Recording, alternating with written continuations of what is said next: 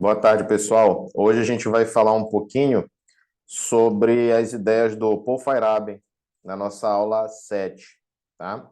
Fazer um resumo, tá? Das principais ideias apresentadas nesse capítulo, tá bom? Bom, em primeiro lugar, né, a gente vai discutir o capítulo 12 do Alan Chalmers e, nesse sentido, esse capítulo está dividido em 4 sessões. Na primeira delas, intitulada Vale Tudo, o Paul Feyerabend, desculpa, o Alan Chalmers fala que o Paul Feyerabend admite que nenhuma metodologia científica, né, das quais já discutimos aí 3 delas, que são a metodologia dos problemas de pesquisa, a estrutura das revoluções científicas e o falsificacionismo, o mito 4, né, que é o indutivismo, é bem sucedida para descrever a história da ciência. Tá? Ao mesmo tempo em que ele vai dizer que tudo vale, né, ele vai dizer também que esse tudo vale não é amplo demais. Até porque existe uma comparação que o Feyerabend se esforça em fazer entre o cientista e o charlatão.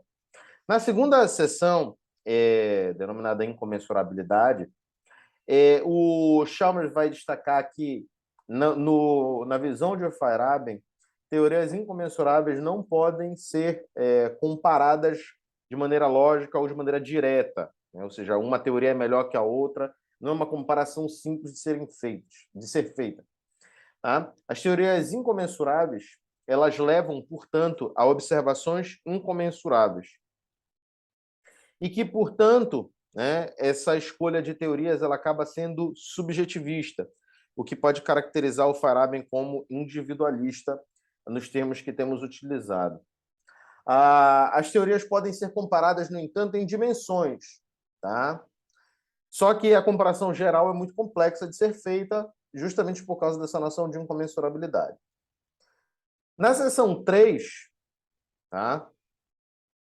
Em que é colocada a ideia de que a ciência não é necessariamente superior a outras áreas do conhecimento, Paul Feyerabend, né, na compreensão de Chalmers, vai admitir que a ciência não é superior a outras formas de conhecimento, pois ela não prova a sua superioridade. Tá? E ele vai mencionar também, usar como argumento que sustenta essa tese, a incomensurabilidade. E, por último, na sessão intitulada Liberdade do Indivíduo, o Paul Feyerabend vai dizer que a liberdade, o conceito de liberdade de Feyerabend parece ter o sentido do Stuart Mill, e por isso ele vai criticar, né, essa posição em favor de outros argumentos. Então vamos começar. Bom, na primeira sessão, intitulada Vale Tudo, o Chalmers vai destacar que, no dizer Feyerabend, nenhuma das metodologias propostas é bem sucedida. Razões para isso. A primeira é que as metodologias são incompatíveis com a história da física, já fizemos uma descrição em termos do falsificacionismo e já fizemos também uma descrição em termos do indutivismo, né? Uma descrição mais rígida com essas metodologias. A segunda é que as metodologias da ciência falham em fornecer regras adequadas para a orientação da atividade dos cientistas. E isso aqui fica bem claro, né, naquela crítica que a gente fez à metodologia dos programas de pesquisa do Lakatos. Crítica essa da qual ele se defende dizendo que a metodologia dos programas de pesquisa nunca é proativa e sempre retroativa. A terceira razão é que bem direta, o Feyerabend vai supor que é improvável que a complexidade da ciência, esse empreendimento humano histórico, né, seja abarcada por algumas regras metodológicas simples. Tá? Eu acho que essa é uma ideia boa, inclusive, né, e bem razoável. O Paul Feyerabend também vai defender a ideia de que reduzir a ciência a regras fixas e imutáveis é não realista e é perniciosa, perigosa, tá? Porque ela tenta, digamos, dessa maneira, reduzir a ciência a uma coisa que ela de fato não é e cria uma caricatura mal feita, mal desenhada da ciência. E aí, né, o Paul Feyerabend conclui, portanto, que a única regra é vale tudo. Só que, né, é, é, embora esse argumento seja razoável, né, de que a gente não pode definir regras fixas e imutáveis, esse vale tudo ele não é totalmente amplo, ou vale qualquer coisa e dizer que, né, o charlatanismo é a mesma coisa que a ciência. O que o Paul Feyerabend vai colocar é uma postura essencialmente individualista e relativista daquilo que os epistemólogos, no que o próprio Alan Chalmers, no livro A Fabricação da Ciência, vai chamar de estratégia positivista, considera como havendo uma superioridade desse campo de conhecimento em relação aos outros. Tá? Ele coloca o Lakatos como anarquista, e essa é uma sacada assim, que eu entendo como genial, e na época que eu li que eu li o Contra um Método, eu ri muito, né, principalmente na parte do prefácio. Ele considera o Lakatos, né, um super racionalista, como um anarquista disfarçado, porque, na verdade, no fim das contas, o Lakatos propõe regras, mas, na verdade, ele não propõe regra nenhuma para teoria ou escolha de programas. Né? O Lakatos defende que não é pretensão dele dizer o que o cientista tem que fazer. Então, segue-se por uma diferenciação feita pelo próprio Feyerabend, tá? Entre o cientista e o charlatão. Idealmente, ou melhor, no senso comum, a ideia é que os cientistas prometem o que é plausível e prometem sucesso, né? Enquanto, por outro lado, os charlatães prometem o implausível, o absurdo e fadado ao fracasso. O Paul Feyerabend entende que essas duas classes de pessoas, elas são diferentes, mas que a diferença não está aí. A diferença para o Feyerabend está na forma com que a pesquisa é realizada. Enquanto o charlatão para Feyerabend defende a ideia original, não desenvolvida, metafísica, tá? E também não quer testar sua utilidade em casos que pareçam favorecer o oponente ou mesmo admitir que o problema existe, o cientista, né, em contraposição a isso, ele faz investigação adicional, detalhe, conhece as dificuldades do estado geral dos conhecimentos e reconhece objeções às suas teorias. Né? Isso, essencialmente, é o que difere o cientista do charlatão para o Feyerabend. Tá? É a metodologia em que a pesquisa é empregada, mas, como já dissemos, né, a história da física, por não ser limitada a regras estabelecidas ou implícitas na sua metodologia, não pode ser subsumida a um conjunto de regras atemporais, ahistóricas, tá? E universais, como um bom racionalista gostaria. Então, a gente pode classificar dessa maneira o Feyerabend como um relativista. Tá? Então, conclusão dessa sessão é que o vale tudo, né, ele tem certos limites. Tá? No entanto, vale tudo com limite. Tá? Na seção 2, sobre incomensurabilidade, o Chalmers vai afirmar que a noção de incomensurabilidade ela se associa à relação entre teoria e observação. Tá? Por quê? Se dois sistemas teóricos são essencialmente distintos, a forma com que eles vão observar o mundo também é distinta. Tá? Eu vou dar um exemplo para vocês naturalmente depois. Eu vou aprofundar essa ideia agora. Muitas vezes, os fundamentos de teorias rivais são tão diferentes que a gente não pode formulá-los na linguagem de uma outra teoria. Tá? Ou seja, dessa maneira, se a gente não consegue formular os fundamentos de uma teoria na outra, dificilmente a gente vai ter compartilhamento das proposições de observação. Por quê? Porque a observação é teórico-dependente, é dependente de teoria. Dessa maneira, a gente não consegue comparar logicamente as teorias rivais. Um exemplo para vocês: mecânica e relatividade. Na mecânica, os objetos possuem forma, massa e volume, enquanto na relatividade, as propriedades são relações entre objetos em um sistema de referência e podem ser mudadas com a inversão de sistema de coordenadas, ou seja, tem um objeto se movendo com relação ao outro e eu posso simplesmente considerar que esse objeto que está se movendo, né, numa perspectiva está parado e o outro está se movendo com o sinal contrário. Tá? Então, o que acontece? A gente sabe, né, que tem uma dependência da inércia com a velocidade na relatividade especial. Então, se eu considero, por exemplo, que tem dois objetos, um aqui na Terra e o outro se move com respeito à Terra, considerando, claro, a Terra em repouso, porque é uma hipótese desarrazoada, né? A gente já sabe disso, né, que é uma hipótese desarrazoada. Mas a gente costuma utilizar nos nossos problemas. Então, vamos considerar. Eu gostaria de parar e dizer para vocês o que a gente considera a Terra como estando em repouso, né? Mas não é esse o ambiente, né? Eu vou prosseguir na minha explicação. E se vocês quiserem uma explicação de por que a Terra pode ser considerada como em boa aproximação em repouso, né? O que não significa que ela esteja, tá? Eu posso dar na aula para vocês, mas ela perpassa pela noção de referencial inercial, embora a Terra não o seja. Ela é aproximadamente inercial e isso permite com que a gente explique muita coisa de maneira razoável, tá? Vamos lá. Então, o que acontece? Você tem um objeto parado aqui na Terra, que está sendo considerado um referencial inercial em repouso, e outro se movendo com respeito à Terra com uma velocidade próxima de c, vamos considerar 90% de c. Naturalmente, esse objeto ele vai apresentar, com respeito a esse referencial em repouso, uma contração espacial, por exemplo, e um aumento da sua inércia. Naturalmente, por causa da contração espacial, haverá, né, medido por esse referencial que está na Terra, uma alteração da forma.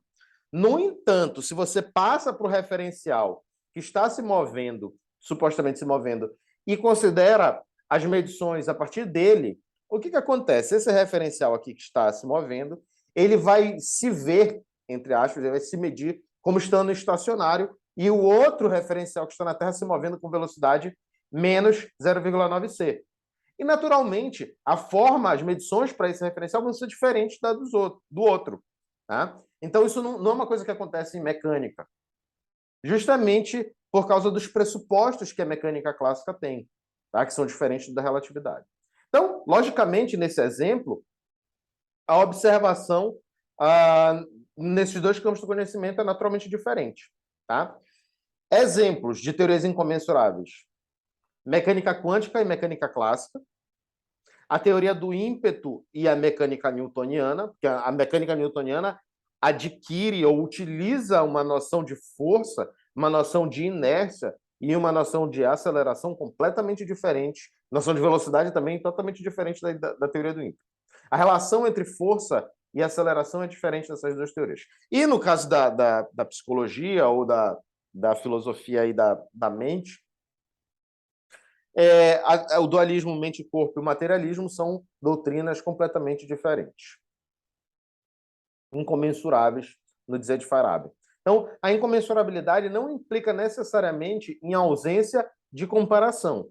Claro, é sempre possível para o Farabi a gente formular a observação e comparar as teorias dos próprios termos. Por exemplo, quando a gente compara se uma teoria é linear e a outra não é linear, a gente compara a coerência entre essas teorias e no grau de ousadia naturalmente, tá? Você supor, né, que o espaço-tempo se encurva parece ser mais ousado do que assumir interações fantasmagóricas à distância, né? Então, essas comparações elas são possíveis, mas a comparação entre teorias de uma maneira complexa, de uma maneira total, ela é difícil de ser realizada, justamente porque a ciência é um empreendimento multidimensional. Então, a escolha entre critérios e teorias incomensuráveis é subjetiva, é outra coisa, depende do indivíduo, tá? É que nem aquele exemplo que eu passei hoje para vocês lá na sala, né? Tá frio, tá 16 graus, mas tá frio, vai depender do indivíduo, ok? Então, essa escolha entre critérios e teorias incomensuráveis envolve naturalmente preferências conflitantes, a propaganda exercida sobre uma ou outra vertente teórica. Essa incomensurabilidade ela está completamente ligada para o Feyerabend à subjetividade, o que sustenta aquela visão que nós apresentamos sobre o Feyerabend ser um individualista. Tá? Aí ele dá exemplos do que pode influenciar até julgamento estético. Por exemplo, o Max Planck olha a teoria da relatividade com bons olhos porque ela parece esteticamente agradável, ela é ampla, ela é geral, ela permite deduções claras, né, que é um julgamento estético. Preconceito metafísico, né? A ideia de que, por exemplo, a gente precise de um meio mecânico, né, para que tudo se propague, é uma pressuposição mecanicista, né? Ou que tudo tem que ser formulado de acordo com um modelo mecânico. Isso é uma pressuposição mecanicista, né, que pode ser encarado como um preconceito metafísico. Até desejos religiosos. Vou mencionar um exemplo para vocês aqui. O Kepler, o Kepler, ele vai colocar a Santíssima Trindade como inspiração para ele. É um argumento nitidamente religioso, né? Era alguma coisa do tipo: o Sol é o Sol é o Pai, a órbita das estrelas fixas é o Filho, e o poder emitido pelo Sol é o Espírito Santo. Olha isso, né? Então, os desejos religiosos também eles cumprem um papel importante aí na escolha teórica. E o último argumento, tá, sobre incomensurabilidade é que a escolha de teoria é subjetiva e depende, além disso, né, como a gente já argumentou, de fatores externos. No entanto, tá, os desejos dos indivíduos não são intocáveis. Tá? E o conceito de liberdade de Feyerabend explica o porquê a ciência, para ele, é subjetiva. Tá? O que quer dizer com isso, né? Fatores externos. Por exemplo, a dependência de financiamento da sua pesquisa, o quanto um assunto está de moda, ou está em voga, ou está sendo amplamente pesquisado pela comunidade científica, de certa forma, interfere na sua escolha teórica. Tá? O centro em que você se enquadra vai influenciar na sua escolha teórica também. O centro, instituto, faculdade, programa, vai influenciar isso também. Ok? A gente passa para um terceiro ponto, né, que a ciência não é necessariamente superior a outras áreas do conhecimento. Farabi começa dizendo que supor uma superioridade da ciência sem prová-la é algo errado. Tá? E ele atribui esse julgamento, tá, ao que os críticos de outras formas de conhecimento sequer conhecem. Então, por exemplo, um cientista ou um epistemólogo que vai falar sobre o voodoo, ele pouco conhece sobre o voodoo, ou mesmo até sobre outras formas de conhecimento dentro do campo epistemológico considerado como ciência, das carreiras aí, vamos supor, né? Por exemplo, um cara que ele entende de física, muito dificilmente ele vai falar, né, sobre a psicologia com uma versão realmente adequada acerca disso. Né? Então, o Farabi afirma, em outras palavras, ou palavras mais simples, que as pessoas, os epistemólogos, que defendem a superioridade da ciência, estão metendo bedelho onde eles não foram chamados. Tá? A tese de incomensurabilidade, então, vejam, incomensurabilidade é um conceito, né, central. Incomensurabilidade é um conceito central aí para estar no seu mapa, tá? Sugestão, não precisa, se eu não quero usar, então não use, né? Porque você não acha importante, você não usa. Eu quero saber como é que você expressa esse conhecimento. Mas é uma sugestão, assim, reflita com carinho acerca de se você quer aceitar ou não. Mas você é livre para aceitar ou não, né? Você vai colocar incomensurabilidade no seu mapa. Então, a tese de incomensurabilidade, ela sustenta a ideia de que a ciência não é superior a outras formas de conhecimento. Por quê? Se eu não consigo comparar logicamente ou de uma maneira complexa a ciência e a religião, por exemplo, eu não posso dizer que uma é superior à outra. Entende? Porque eu ainda posso dizer assim, ó, essas duas se referem a domínios totalmente diferentes. A ciência se refere ao domínio do campo material, enquanto a religião se refere a um campo metafísico, imaterial, né, divino ou coisas dessa natureza. Okay? Embora existam religiões que admitam, né, interferência material, tá, desses elementos sobrenaturais no ser humano. Tá? Aí, né, por último, nessa sessão sobre a ciência não ser necessariamente superior a outros campos de conhecimento, o, o Chalmers vai se posicionar quanto a isso, dizendo que um método científico universal ele acaba por ser indutivista, né? Ele, de certa forma, concorda aí com Feyerabend nesse ponto, né? Mas ele vai dizer que a comparação com o voodoo é infeliz, porque o voodoo não tem objetos definidos e métodos a alcançá-los, ok? O que na ciência a gente tem objetos objetivos e objetos definidos e métodos para alcançá-los. E, né, por um terceiro ponto, ele vai nos relembrar, né, o Chalmers, que o problema do voodoo não é uma urgência aqui agora. Se quiser fazer voodoo, faça. Se não quiser, não faça. Né? Mas a gente depende essencialmente de ciência, né? Porque a ciência está resolvendo coisas que têm urgência aqui e agora também. Por último, né, o Feyerabend, o Chalmers vai apresentar uma sessão sobre a liberdade do indivíduo na visão, né, do Feyerabend. Ele começa reiterando que o Feyerabend é prioritariamente negativo. O Feyerabend não começa a dizer, olha, é assim e é diferente dos outros e tchau. Né? O Feyerabend ele começa negando e diz assim, olha, ele na maior parte do tempo está dizendo, não, o Locke está errado, o Popper está errado, o Kuhn está errado. Né? Ele passa a maior parte do tempo fazendo isso. Ele nega, né, esses aspectos correntes na filosofia da ciência, mas ele faz um aspecto, ele tem um aspecto positivo, e positivo eu não estou fazendo julgamento de valor, estou dizendo de afirmar algo. Ele afirma algo sobre a defesa da atitude humanitária. Tá? E essa atitude humanitária, ela, em outras palavras, significa, né, que o indivíduo ele é livre. Tá? Atitude humanitária é outro conceito também aqui interessante, né, de Feyerabend, e, né, liberdade parece ser outro conceito importante também. Né?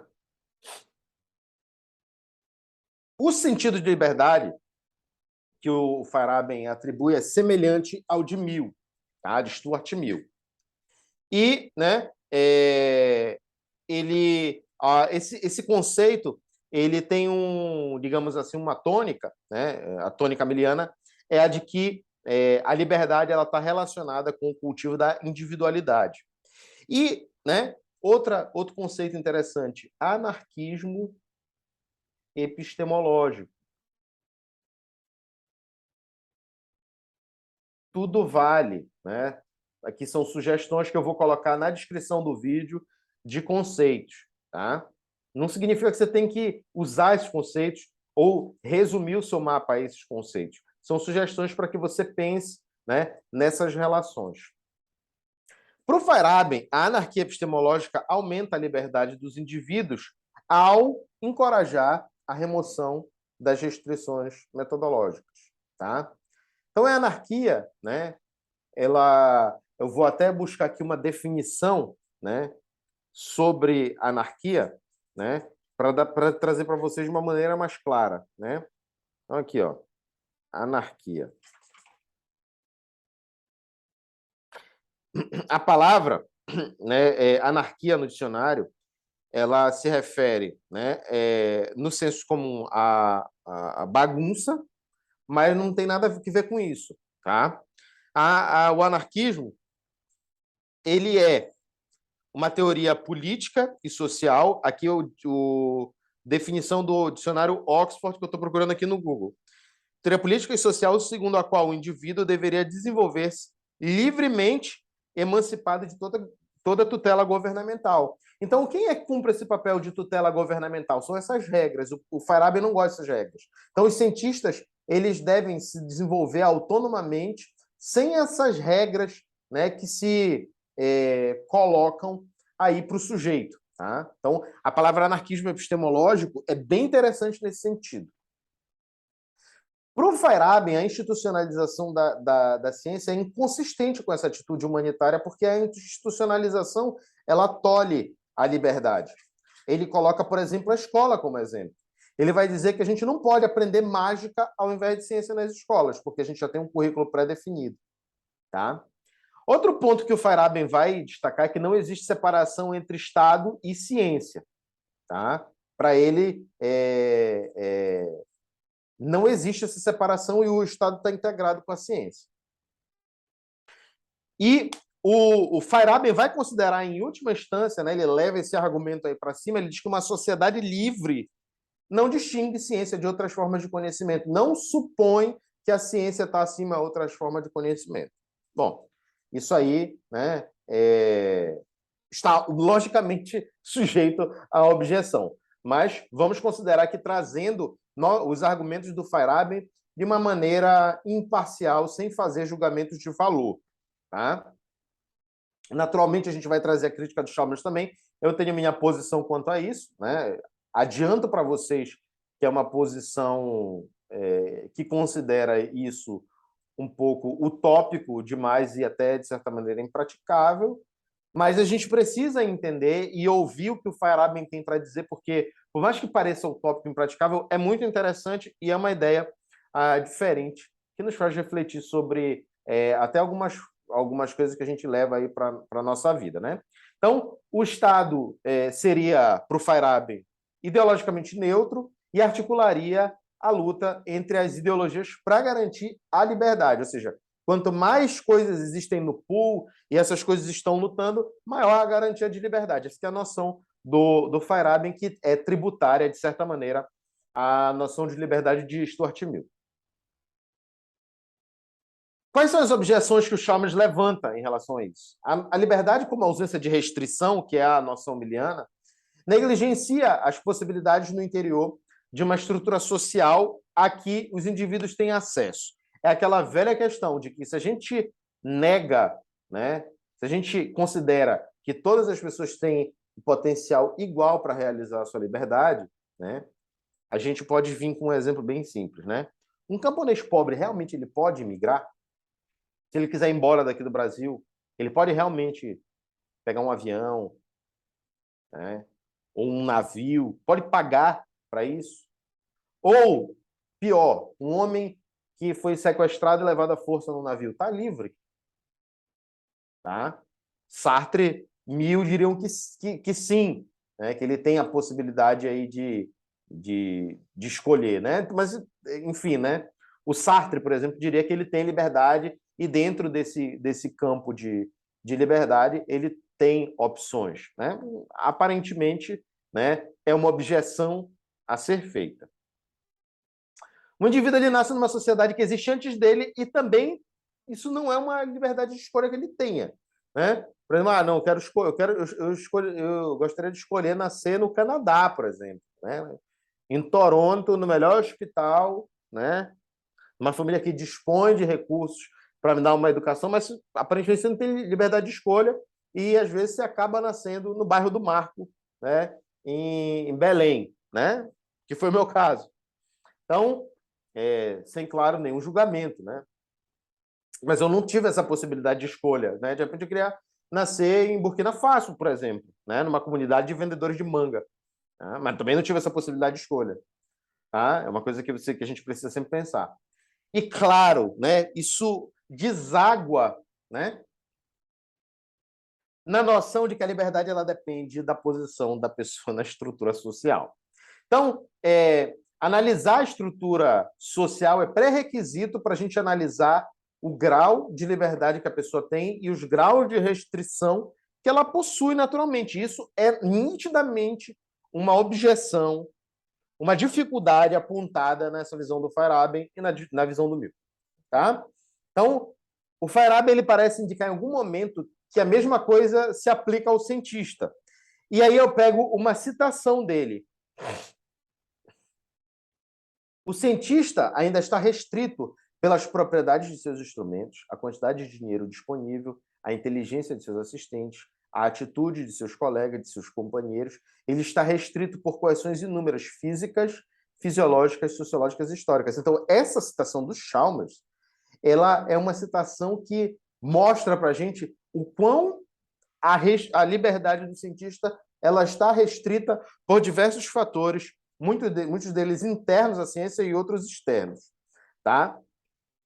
Então, Concluindo, né, a objeção do Chalmers ao Feyerabend é que a noção de liberdade dele é limitada, porque ela não considera que o cientista tem que enfrentar uma situação objetiva se quiser contribuir com a ciência. E que o Chalmers radicaliza esse argumento e vai dizer que o ideal de sociedade livre de Feyerabend nada serve para a gente descrever, né, a ciência. Então, essa atitude humanitária dele, que é um dos poucos pontos em que o Feyerabend ele digamos assim, positivo, né? Ou seja, que ele é afirmativo ou propositivo, ele aparentemente, no ponto de vista do Chalmers, ele falha, né, em dar uma descrição adequada da ciência, e eu estou acompanhando aí, no caso, o Chalmers. Não significa que porque eu estou usando o livro do Chalmers que eu concordo com ele em todos os pontos. É bom ressaltar isso. Né? Meu posicionamento é favorável ao Chalmers nesse ponto, porque a argumentação dele parece interessante. Mas quando ele vai falar de realismo não representativo, eu também tenho as minhas restrições quanto ao próprio Chalmers na apresentação dessa ideia. Eu vou trazer aqui para vocês, vou trazer o argumento de uma maneira imparcial e, no final, vou colocar a minha posição, dizendo, né, que eu não concordo com algumas das ideias. Por que isso, gente? Porque é importante que a gente tenha uma leitura pouco ou enviesada o suficiente para a gente compreender a noção das pessoas e não distorcê-las e dizer coisas que elas não disseram, tá bom?